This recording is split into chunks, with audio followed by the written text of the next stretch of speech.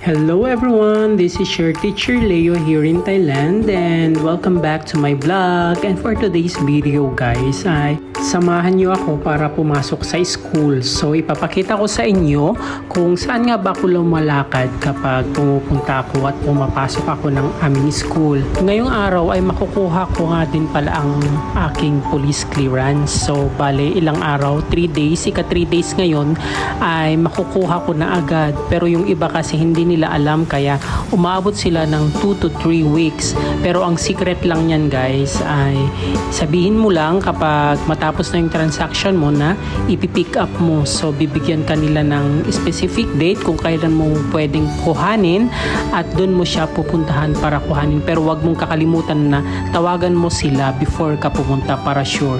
Ayun nga, tatawid ka tayo guys kasi may dalawang tatawirin tayo para makatawid dun sa kabilang daan. So ito yung tatawirin ko pang isa, nakatawid na ako sa isa, bali tatlo pala.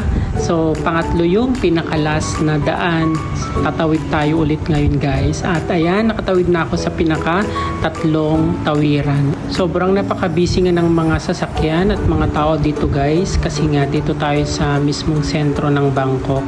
And ayan nga guys, ito rin naman yung pinapasukan ko kapag gusto mong dumaan dyan, pero mas prefer kong dumaan dito sa pinaka-highway. Dati dumadaan ako doon, pero dito kasi sa highway ay marami kang pwedeng mabilhan ng mga ulam, ganyan, before ka papasok. So, ang ginagawa ko, bumibili na rin ako ng ulam and may rice na din yun. Kasi kung magluluto ka pa ay wala ka ng time at mas makakamura ka din guys kapag bumili ka na lang kasi yung ulam mo, dalawang klase na yun. So, for example, egg with chicken, ganyan. So, pork with egg, ganyan. And ayan nga guys yung nabili kong ulam. At napakadami na din yan, mabubusog ka na dyan. Ay, may tawiran pa pala dito guys na isa pa. So, ito nga yung Central Pink Cloud na sinasabi nila. Napakalaking mall din eto. Kaya kung naiinip at walang magawa, pwede kang pumunta dyan para magpahangin. At ongoing nga din yung paggawa nila kung mapapansin nyo guys, hindi pa natatapos yung mall. At dito din ay may mga nagbebenta din ng mga prutas, ng mga gulay, ganyan. So along the highway eto, katabi niyan ay bus stop. So kung may pupuntahan ka, pwede kang bumaba at sumakay dito. At ayun na, nandito na ako sa may malapit-lapit sa may tulay. So may tulay nga din pala dito guys.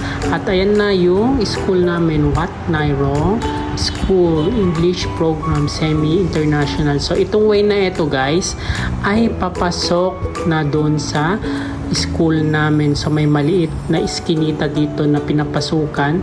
Ayan nga pala yung van na pwedeng sakyan, pero hindi na rin ako sumasakay dyan kasi marami kang kasabayang mga estudyante at medyo magulo kaya mas prefer kong maglakad na lang.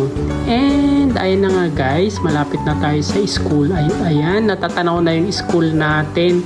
So, nakarating na nga tayo and dito na tayo sa may gate. So, lahat nga pala dito sa school ay napaka-secured kasi nga may camera pa dyan na magka-capture ng mukha mo lahat ng pumapasok sa school. Pagkarating ko ay dahil nga sa kakaapura.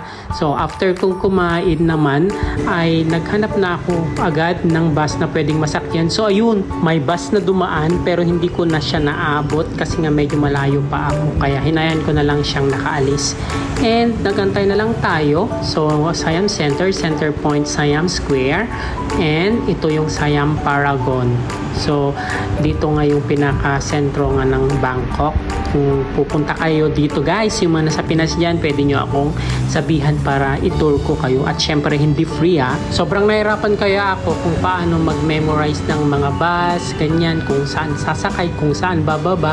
Kasi yun talaga yung struggle mo guys, kung saan ka nga ba sasakay. And that's all for today. Bye-bye! Thank you for watching!